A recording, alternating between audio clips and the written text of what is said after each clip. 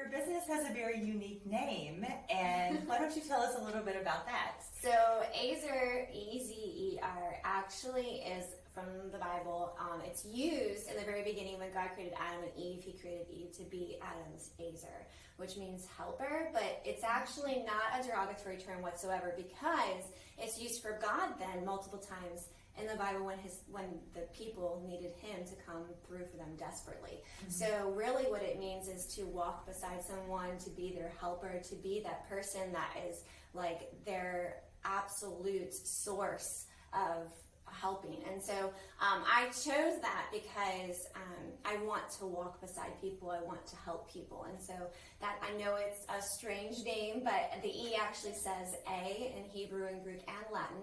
And so it's Ezer Wellness, and that's what I do. I walk beside my people. I don't just say, hey, see you in a month. Mm-hmm. They can text me, they can email me with questions, and then I always want to make sure that everything's going well. And so that's the reason why it's called Ezer Wellness. That is so interesting. To start out, just tell me a little bit about the path that you took to becoming a Master Herbalist. Well, I started with my own Lyme disease journey. I was, diagnosed when I was a teenager, and then I ended up passing it to all three of my kids. So I went back to school because my naturopath changed my entire life by teaching me how to take my health back into my own hands. And once I learned that, I just was so intrigued by all the herbs that I used and all the diet changes and lifestyle changes, because we just went from sick all the time and hurting to living again. And so I really wanted to go back to school for that, just for my own family. But then COVID hit, and it ended up being where I was helping people constantly, and I loved it. It was really rewarding to see people coming out of low oxygen and people preventing them from going to hospital, that I decided, now that everyone's recommending people to come to me, I need to protect myself. So it actually ended up being where I started this because of the pandemic that we were going through, and making it official with an LLC. And you're still studying, right? Yes, I am, because I'm 4 classes away from becoming a holistic health practitioner. So I'll take my board exams, and then I'll be official by the end of the year. I don't know when you sleep. I don't, I'm just kidding. I do. Sleep is important. Sleep is very important, yes. I need a lot of it. So to make this a little bit more fun, we have a bucket here, and I have questions I'm just going to draw out. And so these were written by different people in the agency, and we are just curious about, with working individuals, and really with everybody at this point, focus and brain fog is a big concern. So what herb do you recommend to help with concentration, focus, and that sort of thing? There's quite a few things. I actually have some really great herbal blends. Gaia Herbs is an incredible company, and they're local because they're North Carolina, and they have some really good blends that help with focusing, like lion's mane, and some other ones that help really with the circulation to the brain. And also turmeric is another really good one.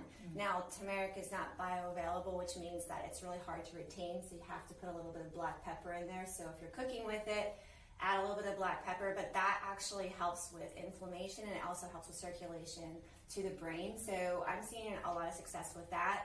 And my own journey too, really diet is everything, and making sure that you're fasting, intermittent fasting. There's quite a few things, but as far as herbs, like gotu kola is another really good one. Am I taking that one? So Deanna is my herbalist. I don't remember that word. Yeah, so there's quite a few. It depends on the person. So everything is individualistic. Yeah. Okay. Everything is individualistic because of medications or situations that I use. But there's so many herbs out there that are great, and it's overwhelming for a lot of people when they start to use herbs, because there are so many good ones, which is a good thing. But that's where we come and play and see what's really beneficial. But there's a lot of great herbal blends that I have in my office that I use. Mm-hmm. Yeah, so if you're doing it right, you're coming in for a consult, so she's not just selling you herbs. You've got to figure out which ones are good for you. All right, awesome.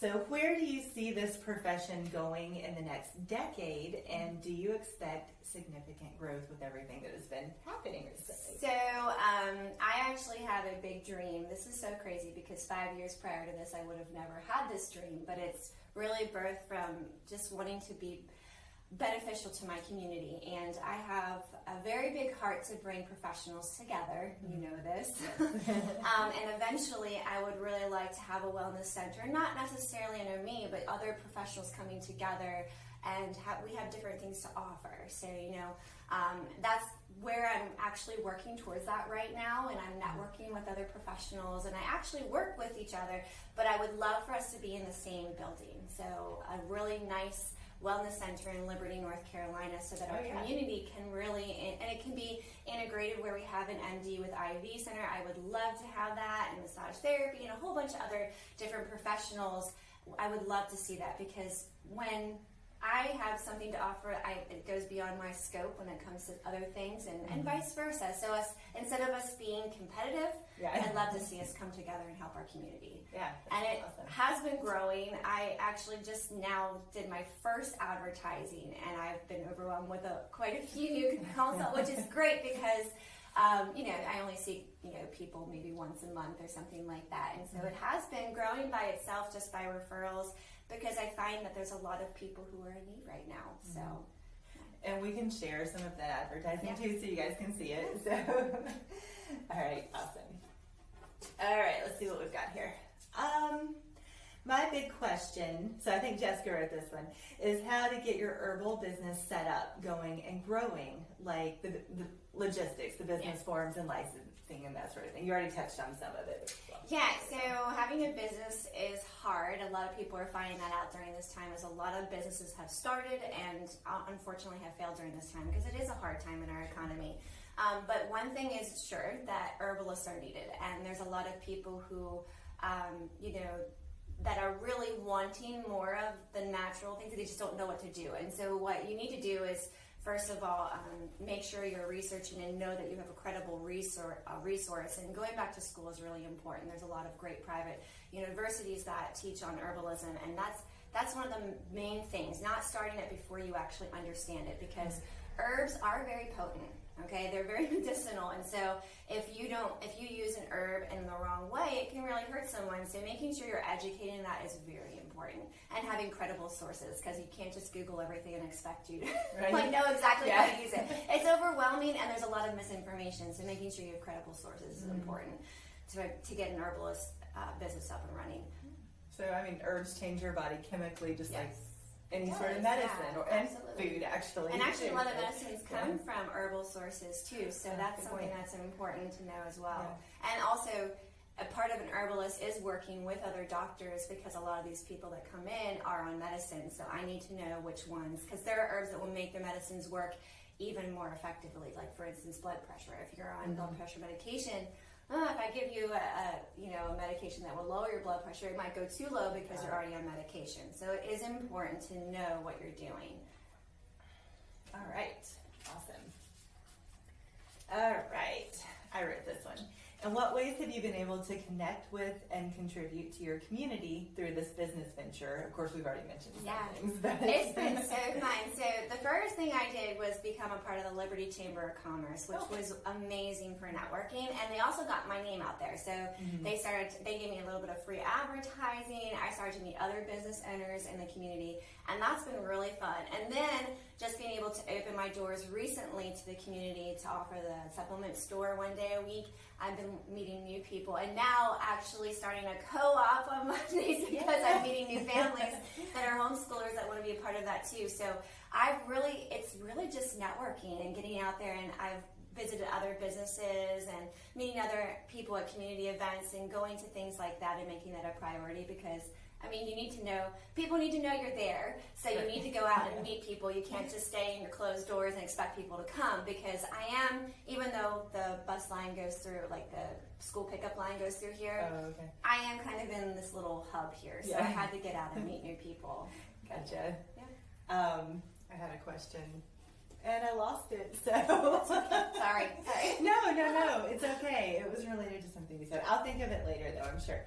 All right, this is a little bit general, and you've touched on it, but what resources do you recommend as far as just gaining more knowledge about herbs and that sort of thing? Yeah, so I have a really great, a lot of my stuff comes from my classes, because I have massive books that we have to read through, and there are some that have been tried and true. So I do not just use herbs that are the fad. That's really important to be careful with the fads when it comes to supplements, because there's a lot of supplement companies out there that just want to sell their products. So be careful of that. I sell supplements and I use them. I see the value in them, but I really want people to understand how to eat. It's more important for that, but there's a time and place for them. And so when it comes to like herbs, you really need to make sure that your sources are credible. So I actually have some really great herbal, like huge manuals that what they're used for, what body. I mean, there's chemistry makeup, what the chemistry makeup is of the herb. And it was a very difficult class. The herbology classes that we take are very difficult, but they're very informative. So that's my go-to book. And there's quite a few sources like that I go to when I'm looking at things, because the reality is you're not going to know everything. It's a lifetime learning experience. So it's a practice. Exactly. And so the American Herbalist Guild, they're the ones that actually credit you as like an herbalist. You have to be in it for years and have tons of case studies, but they want you to have lots of resources, like actual books that you hang on to. And then also there's some online resources as well. But now that I'm becoming a holistic health practitioner, I'm reading lots of studies, and as you know, like NIH and like a whole bunch of studies like that, and as well as worldwide. But as far as herbs, I go to my herbal books that have been tried and true for years, that have been like herbs that have been used for decades, like garlic, because you know that's one of my favorites.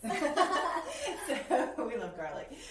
So are those books something that anybody can access to read and learn more about herbs? Yeah, for sure. You can buy them online, but I will tell you they're pretty complex. So some of them are very complex. So there's other like basic ones that you can probably find on Amazon that are pretty informative with herbs, but make sure that it's someone that is an herbalist or a naturopath that's like, studied it for a long time. That's the only thing not some free like manual online that you can see like from someone that's just been researching. But not to discredit anyone that's been researching herbs for a long time, but there is a lot of misinformation out there, so be careful. Gotcha. All right. Let's see here. This is kind of a fun question. If you could only have 3 herbs to grow and use, what would they be? Yeah, I had a really hard time with that one.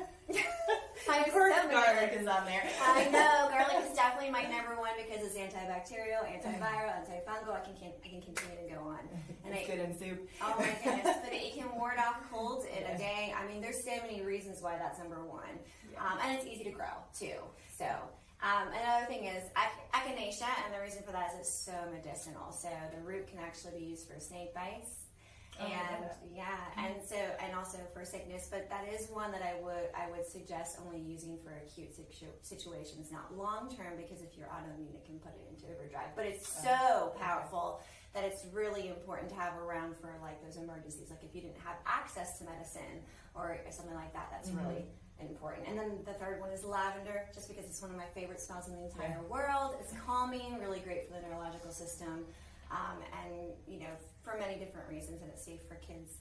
So that's a good one. Is it also a deer repellent? It is. Okay. I use it and also bugs hate it too. So I have like lemongrass, I have rosemary, I have all those in my garden because it wards off pests and deer. So. Does it work better if you plant it in the ground? Like if you have lavender in pots, it's it's not that. It's just that it will grow in the ground and then it will take off. I don't know if you've ever seen lavender fields. That's my dream, by the way, is to have land where I can have lavender, echinacea, a whole bunch of fields. Right. Because ticks hate it, and bugs hate it, and then deer hate it. So it is good to have like a barrier on your garden so that they can stay away. Echinacea's pretty too. It is pretty. Yeah. I have lavender in pots, but I probably need to put some in the ground. Just let it spread. And they all spread. Like a lot of herbs just spread by themselves too. Yeah. So that's good. More lavender. Okay. What advice would you give to young people who might want to become an entrepreneur, or an herbalist, or an entrepreneur in general? Yeah. Well, number one, you need to have the mindset that you're going to have like closed doors. You're going to have roadblocks, and you need to press forward, because being a small business owner in general is very difficult, and you're the only one that really cares about your business. So you have to be driven, and I can tell you right now, if I wasn't, I would have quit the first day. because when I started to apply, they actually halted me for a week, and I had to write this huge paragraph on what I was doing and everything. And so it was like one upset after the other when I first started. So the first month was incredibly difficult, just with paperwork and trying to figure out all the legality things, and that's a really big headache. So if you have someone that understands that, that's great. I did not, so I had to do all the research on my own, because otherwise I had to pay someone, and I didn't have money to pay someone. So because I'm already sinking tons of money into my business. So it is really important that you come with the mindset that I can do this, and that I'm not going to give up, and if a roadblock hits me, I'm going to keep going. Because if you really have that vision and you see the benefit of it, that's what you need to focus on. So that's expect those roadblocks. They're going to happen. And reach out to those that have the resources. Like I had friends that were insurance agents, and they could talk me through that insurance part. And I had, well, there you go. Good connections there. Yeah, exactly. And I had lots of other people that had expertise and like the business aspect of it, and so I reached out to them, and a lot of times they reach out to me too. So it's one of those things that help each other out. Small business owners need to help each other out, and don't expect to do this alone, because it is getting advice is important from other people so that you don't fail. Because you don't want to mess something up with legal stuff. I mean, you don't. Right. You'd be shut down before you even start. So. Right. Yeah. So networking. Networking is important. Let's see here. All right. Here we go. So this is what is the most significant story about a health issue that you helped to solve for someone using your knowledge of herbal medicine? So I have quite a few, but the one that I wanted to focus on is my first ever paid client. Now I had tons of people before that I was helping for free, but this is my first paid client. She is long distance, so she's in Pennsylvania, and she was pregnant. And the reason why I want to focus on this is because a lot of people get scared when you're pregnant because you can't take a lot of things. Right.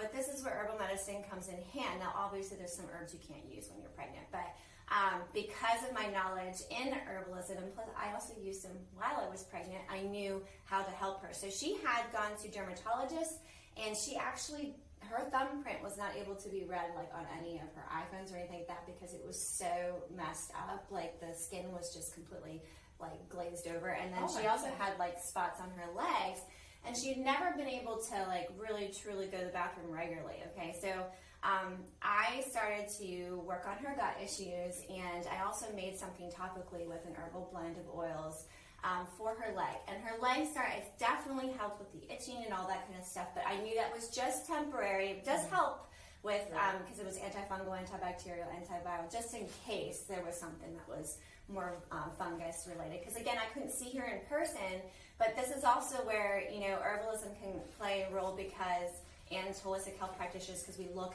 at the inside out is where we want to heal. And so I started with her gut, which is where I usually start, because when the gut's unhealthy, the rest of the body is. And I know when there's skin issues, it's a gut issue, because it starts to come out. That's the last line of defense. So, so what happened was, I honestly thought it was going to take longer because she is pregnant and there's only so many things I could use. But within 3 months, her whole entire leg was cleared up. She was going to the bathroom regularly, feeling great, and she's pregnant too, by the way. So, this is in the middle of the first trimester. So she was feeling great, and then her thumb actually was healed.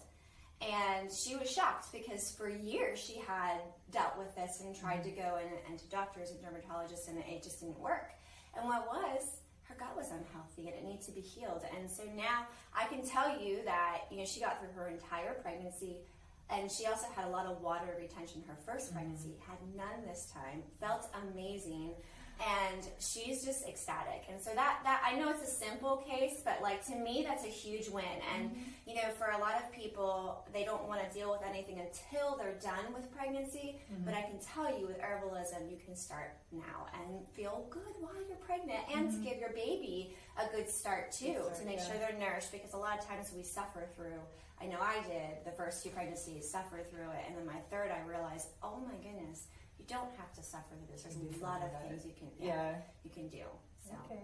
Oh, that's great. Yeah. So, but was it mostly dehydration, or was it? I mean, is that what? No, so I don't know if I'm following the thumbprint thing. Sorry. So a lot of times, like eczema, dermatitis seborrheic, it just glazed over. So it was very dry, glazed over, and it wouldn't, like, any device wouldn't recognize her thumbprint. It went on the other side, but this one wouldn't. Gotcha. So a lot of times with skin issues, your gut is completely unhealthy. The bacteria that's inside of you, that is overgrowth of large amounts of bad bacteria, it starts to seep out in the skin. Okay. So, yeah. I was picturing like a really dry thumb that just No, it was like glazed over. Yeah. It's so weird. Okay. Yeah. So, I mean, she was like right there with the camera, and I'm like, that is so darn, taking pictures of it, you know, and I'm like. I'm sure she is ever so grateful to you. She is. She's such a sweetheart, too, so. And a healthy pregnancy is so Yes. important, so. All right, this is a big one. Tell me about balancing your work with homeschooling your children and your other job, which we can talk about. I don't know why I didn't specify what your other job is. Yeah, I'm a children's pastor. So, yeah. it was really difficult in the beginning, but we found our sync here. This has been the trial year with, Daniel. Because my husband's a farmer, so I'm very blessed to have a husband who's usually back by lunchtime. Now, on the times that we have chickens and stuff, I have to use, I do have a neighbor that I homeschool her kids, so we do, right now she's watching my kids before we do school, because we're doing this interview, and then I'll go back and do school. So I am blessed to have, being able to homeschool with our neighbors. If she's around, she'll watch my kids, or my husband will be around. So it's really just communicating with, the two people there. But yeah, I do homeschool in the morning because, again, we're like a one-room schoolhouse, and the large majority of school we do that time, and it really doesn't take all day like a lot of people think. Right, yeah. They really master things pretty quickly when we're in a smaller setting. And then, at night when I get home, we still read classic books and stuff like that. So we never stop learning. We never do. Right, yeah. I mean, they're just always learning. And then I come in for consultations. But if there's a day where I do mostly online consultations, I'll usually stay at home and do that while, my kids are around, so they just know that while I'm in the consultation that they have to go outside and play. Or unless it's an emergency. But yeah, I do try to come in though, because it's, less distractions. But usually they're playing with our neighbors' kids. So, Shauna's out and stuff. So yeah, it is juggling, but I will say that it's worthwhile. And then I set aside time to, make sure I'm working on kids pastoring and stuff as well. So, yeah. And side note, Deanna's husband is also our youth pastor at the church. So, and of course you guys can bring your kids to work when you come to church. Not that that's the whole job. Well, I mean, my kids are in my class. Yeah. I am my kids everything. Sometimes I'm like, don't you want someone else? No, we love you. I'm like, that's sweet. Okay. Yeah. So, and then also too, it's the whole scheduling thing. I mean, our Pastor Bruce has said your calendar looks more colorful than my Christmas tree. But it's important. I have to have a calendar in order to make sure. But you know what? Since I've started this, I feel like I'm a better homeschool teacher, mom, and kids pastor, because it's been giving me an outlet for me that I love. I mean, I know it's for other people, but it's something that I love, that I can focus on. So, yeah. And there's sometimes if I don't have a consultation, I'll study in between, which really helps with, obviously, my classes, too. So. Talk about time management. Well, the kids, I usually study when the kids are playing outside. I go outside on my porch and I study. That's usually my study time. You should do a class on time management. I know, did we mention you are doing a clean living or a clean home class? So I am doing another way to connect to the community. Yeah. You're doing some really cool classes here too. So, all right, this is just kind of an open question. What inspires you? Well, number one, Jesus does. I know that, some people might think that's cliche, but he is my rock and my salvation. And everything that I do is because of him. I still remember the day that, I was reading the Word of God when I was really sick with Lyme disease. And, oh my goodness, did he nudge me and convict me, are you really taking care?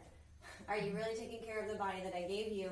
Because, we didn't eat the greatest back then, and I realized, this is something I really need to take a hold of. And so that's been my main inspiration. But I also have some other people who have been my inspiration, like my naturopath, who really She taught me how the body works together and how it can repair itself. And really, I mean, God created our bodies to repair themselves. It's just we overload them with toxins so much that it can only get rid of so much at a time. And so she inspired me. She actually encouraged me to go back to school for it. She's like, you're called to do this. I mean, I had been referring a lot of people to her and walking beside them. And she's like, this is what you're meant to do. So I decided, maybe you're right. I do like this. And she has been doing this for how long? She's in her 80s. So she saw that in you. She would know. She was the one who encouraged me to go more of the herbalist route first, because she was already having a hard time getting supplements, because a lot more people are using supplements, a lot more people are they want to heal themselves inside and out. They're going to the natural health field, which is awesome, but and I find that I have a hard time sometimes too. There's a lot of things that are sold out very, very frequently. And so she's like, you need to learn how to make your own medicine for your own family, for your own, clients. And I said I would never do that, but then recently, it led me to pine needle was hard to find, so I had to have my dad harvest it and bring it down and all that stuff. But she really has been a huge inspiration, and my dad as well, because he's the one who's like, I've been telling you, you need to do this for years, because this is what you're called to do. So those are my three main, inspirations. All right. I think we are at the end of the questions we've already written. Is there anything that you would like to add? Just information you'd like to put out there, or have we pretty much covered? I mean, I'd probably leave it at, herbalism is such an incredible thing. It's not a weird, I feel like sometimes we get a bad rep because the weird, earthy things, that, a lot of the natural health field gets. But really, it's just teaching other people how to take their own health into their own hands and how to eat properly, how to use herbs to actually support your immune system and support your body as you're repairing. And that's really what we are, educators. I'm not a doctor, I don't diagnose or treat all that kind of stuff, but really I teach my clients how to prevent, going into diseases, because you need to eat, food is health, and as well as some other people that need to have a little bit extra support if they are on medications. It's important to have some support with herbs. And so really, I would really encourage a lot of people to understand that, if you're not at all knowledgeable in the natural health field, or you have that bad stigma that, a lot of us are normal people that had a journey of our own that led us to this. And, I had gone through 3 different rounds of antibiotic treatments that led me with dermatitis seborrheic and my nails falling off and really feeling worse. Not that there's definitely a time and place for medication. I obviously work with different topics, but for me, with an autoimmune disease, the herbs actually healed my gut, and they actually helped me feel good again, and I never thought I could. And so a lot of us have those kind of stories, and what led us to appreciate both sides. And so I really encourage you too, even if you are in the healthcare profession, to really reach out to some natural healthcare providers, because if, between all the natural health and the medical field, if we could work together, it's a really beautiful thing, like I do with natural health. Because it's really, it's important that we support each other and learn from each other. So. Yeah, I think that preventative mindset is something that we, as a culture, need to work on. We do, because I don't like to be damage control, but I do end up being that a lot of times. And then we end up with going preventative. But it really saddens me, the amount of autoimmune diseases that have been on the rise, and we could really get to the point where we're preventing that. So, yeah. All right. Well, thank you so much for taking the time to do this interview. And I'm sure that we'll have Deanna's contact information up. She's available for online consults. And of course, if you guys have any questions, you can put them in the comment section, as long as it's, appropriate, but we may direct you to a consult if it's really in depth. Absolutely. Anyway, all right. This has been an interview with Deanna Scotton with Ezer Wellness, and thank you all for watching as usual.